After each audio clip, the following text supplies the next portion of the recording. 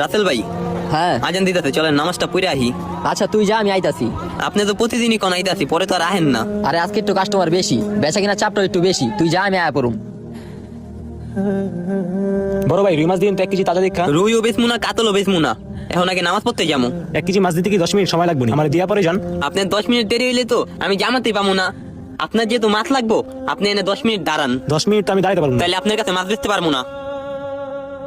ওই ভাই, আপনি আমার থেকে মাছ নিয়ে যান, আমার থেকেও তাজা মাছ আছে। ভাই আমি তো পাঙ্গাস নিবো না। পাঙ্গাস ছাড়া তো আমার ওই জায়গায় মির্কা আছে, রুই আছে। আপনার ওই মাছগুলো ভালোই বনি। ওর থেকে আমার মাছ ভালো। দেখেন না, আমার সব কয়টা বেচা হয়ে গেছে, অল্প কয়টা আছে, আর ওর সব রয়ে গেছে থালা ভর্তি। আপনি ভালো দেখে 1 কেজি মাছ দেন। দিতাছি দেখে ভাই, না দিয়েন। ঠিক আছে। ভাই দোকানদার কই? দোকানদার নামাজ পড়তে গেছে। মাছ নিতেছিলাম, হ্যাঁ মাছগুলো তো ভালো। তো হ্যাঁ নামাজে গেছে গা? হ।